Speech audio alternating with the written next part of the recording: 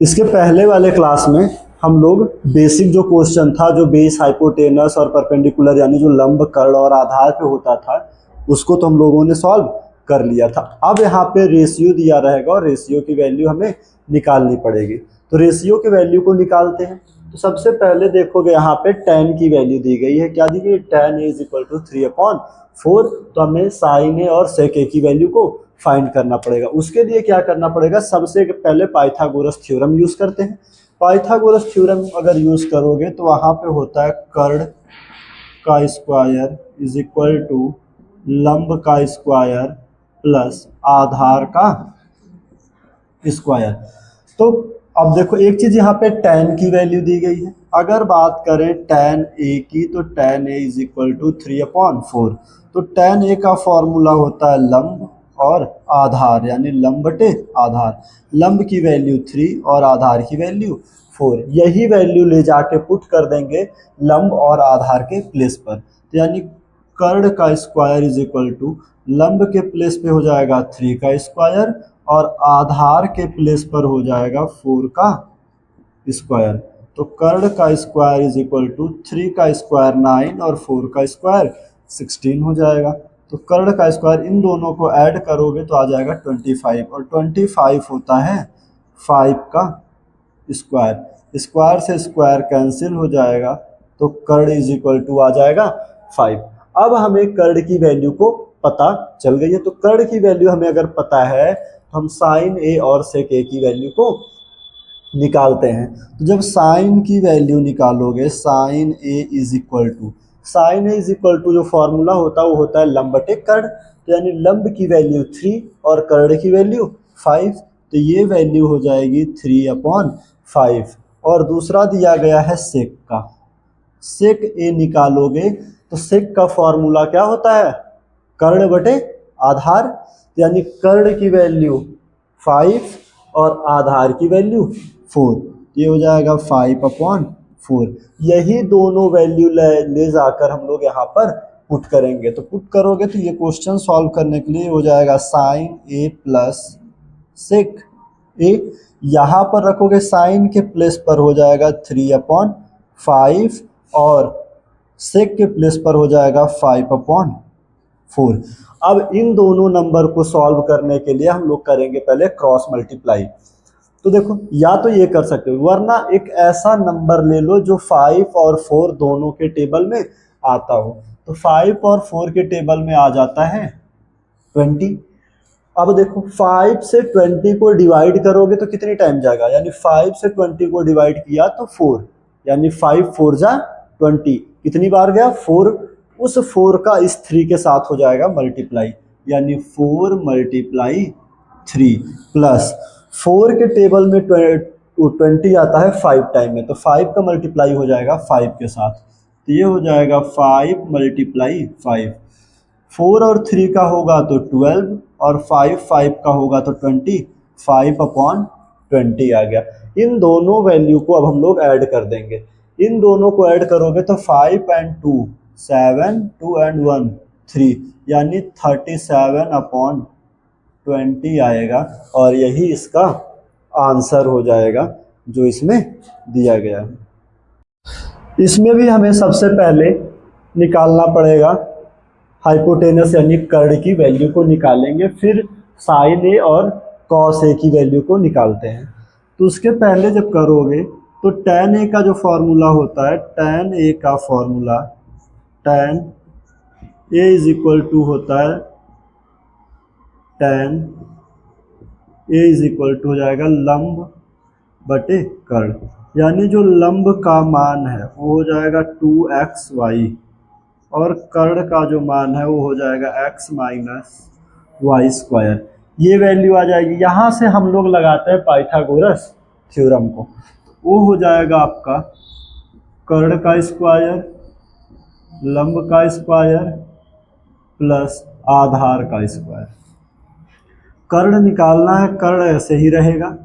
लंब के प्लेस पर हो जाएगा 2xy का स्क्वायर प्लस, और इसकी जगह पे हो जाएगा x² -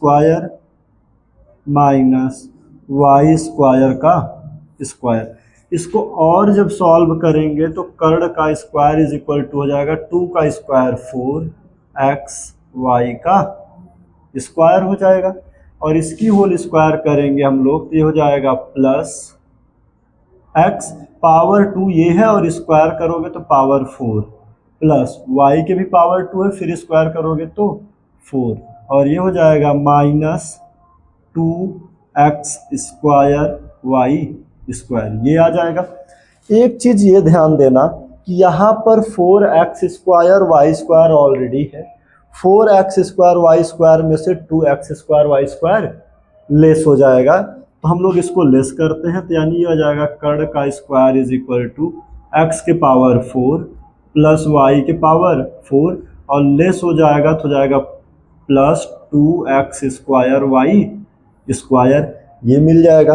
अब अगर इसको ध्यान से देखोगे तो ये x square plus Y square का होल स्क्वायर बन रहा है, यानी कर्ण का square is equal to X square plus Y square का होल स्क्वायर, स्क्वायर से स्क्वायर कट गया तो कर्ण की वैल्यू आ गई X square plus Y square का स्क्वायर हो जाएगा। अब हम वैल्यू निकालेंगे साइन ए और कॉस ए, तो साइन ए की वैल्यू हो जाती है लंब, यानी साइन ए का जो फॉर्मूला वो हो जाएगा लंब बटे कर्ण, यानी लंब की वैल्यू है कितनी 2x y, और कर्ण की वैल्यू हो जाएगी x square plus Y square, और कॉस की जो वैल्यू होती है वो फॉर्मूला होता है आधार बटे कर्ण, यानी आधार, एक मिनट यहाँ पे देखो गलत हो गया, ये लंब बटे आधार रहेगा, लंब बटे आधार, और ये कर्ण का नहीं, ये आधार का रहेगा, आधार, तो और बाकी को सही लिखा गया, तो ये होता है आधार बटे कर्ण, यानी X square minus Y square upon X square plus Y square, ये इसके आंसर हो जाएंगे। ये तो उस रूल से हो जाएगा जैसा भी हम लोग पढ़ते भी आए हैं, पाइथागोरस थ्योरम को सॉल्व करते हैं, यानी क्वेश्चन नंबर 2। यहाँ से क्या करेंगे कि सबसे पहले हमें साइन और कॉस की वैल्यू निकालनी है, तो जब साइन और कॉस की वैल्यू को निकालेंगे तो उसके लिए हमें क्या करना पड़ेगा कि वो पाइथागोरस थ्योरम का फॉर्मूला यूज़ करना पड़ेगा। जब पाइथागोरस थ्योरम के फॉर्मूले को यूज़ किया जाएगा तो यहाँ से हम लोग देखोगे तो यहाँ पे लंब और आधार तो है, लेकिन यहाँ पे कर्ण का मान नहीं है, उसको हम लोग पहले फाइंड कर लेते हैं।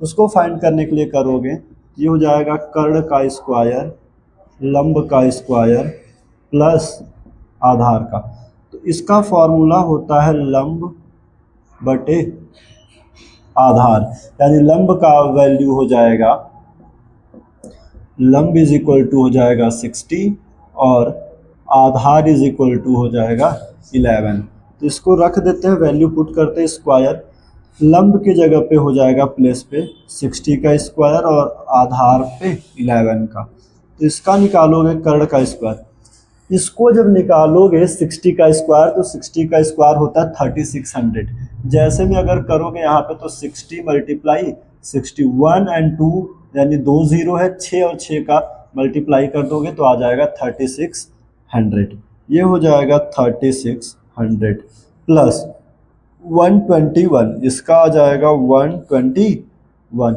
इन दोनों को ऐड कर दो, जब इन दोनों को ऐड करोगे तो ये हो जाएगा 1273, यानी 3721 हो जाएगा। ठीक है, अब देखते हैं कि क्या ये किसी भी संख्या का स्क्वायर रूट होता है। इसको बंद करना,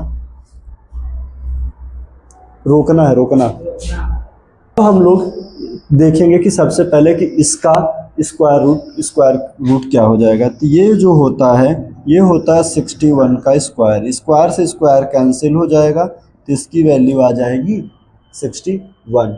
अब हमें साइन की और कॉस की वैल्यू निकालनी है, तो जब साइन की वैल्यू निकालेंगे तो साइन का फॉर्मूला होता है लंब बटे कर्ण, यानी लंब की वैल्यू हो जाएगी 60 और कर्ण की वैल्यू 61, यानी 60/61।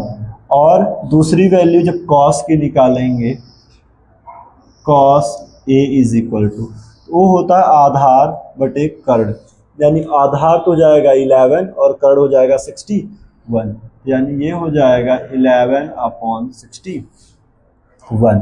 अब यही वैल्यू लाके यहाँ पे पुट कर देते हैं, तो साइन स्क्वायर ए माइनस कॉस स्क्वायर ए, इसकी प्लेस पे करोगे 60/61 का स्क्वायर माइनस 11/61 का स्क्वायर। तो अब देखो, अगर हम लोग 60 का स्क्वायर करें, 60 का स्क्वायर करोगे तो ये आ जाएगा 36, और 61 का कर दोगे तो आ जाएगा 3721, ये हो जाएगा 121 और ये आ जाएगा 371।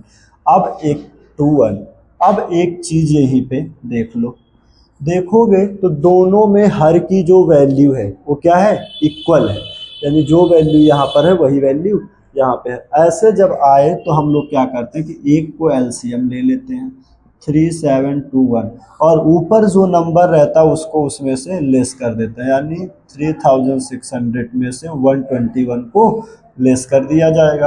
अब 121 को लेस करोगे तो यहाँ पर जाएगा 10, 10 से 1 जाएगा तो कितना बचेगा 9, 10 से 1 को माइनस किए तो 9 आ जाएगा, 9 यहाँ पे हो गया 9, 9 से 2 गया 7, यहाँ पर आपका बच जाएगा 5, 5 से 1 जाएगा तो 4, और यहाँ पे 3, यानी जो आपका आंसर आ जाएगा 39/3721, यही आपका आंसर होगा। से लेकिन हम लोग पाइथागोरस थ्योरम को इसमें न यूज़ करते हुए सीधा फॉर्मूले से करते हैं। अब यहाँ पे देखो, यहाँ पे है 1 + sin थीटा और 1 - sin थीटा, तो देखोगे इससे पहले एक फॉर्मूला होता था a² -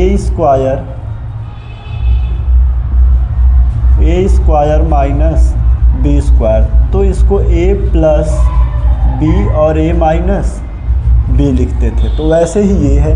जब इसको यहाँ पे हम लोग लिखेंगे तो इसको लिख देंगे 1 - sin² थीटा, और वैसे ही नीचे वाले की तरफ आ जाएगा, क्योंकि ये a + b और a - b के फॉर्म में है, तो हो जाएगा 1 - cos² थीटा। एक फॉर्मूला लिखे थे, वह था कि cos² theta is equal to क्या आता था, 1 - sin² थीटा, तो उस फॉर्मूले से ये हो जाएगा cos² थीटा। क्यों? क्योंकि फॉर्मूला था cos² theta is equal to 1 - sin² theta, तो इस फॉर्मूले से इसको चेंज कर दिया गया है। और एक फॉर्मूला होता था sin² theta is equal to 1 - cos² theta, तो इस फॉर्मूले से इसको चेंज कर दिया गया, और 1 - cos थीटा, तो 1 - cos थीटा के प्लेस पर क्या हो जाएगा, sin² थीटा। अब cos² sin² ये दोनों होता है cot का फॉर्मूला, यानी ये हो जाएगा cot² थीटा, ये जो फॉर्मूला बन जाएगा cot² थीटा की। और cot की वैल्यू दी गई है 7/8 का स्क्वायर, तो 7 का स्क्वायर क्या हो जाएगा 49, और 8 का स्क्वायर 64। दूसरे कंडीशन में देखोगे तो दूसरे कंडीशन में ऑलरेडी cot² लिखा है, तो डायरेक्ट हम लोग यही वैल्यू ले जाके पुट कर देंगे, यानी 7/8 का स्क्वायर, तो 7 का हो जाएगा 49 और 8 का हो जाएगा 64। ये इसके आंसर यहाँ से मिल जाएंगे।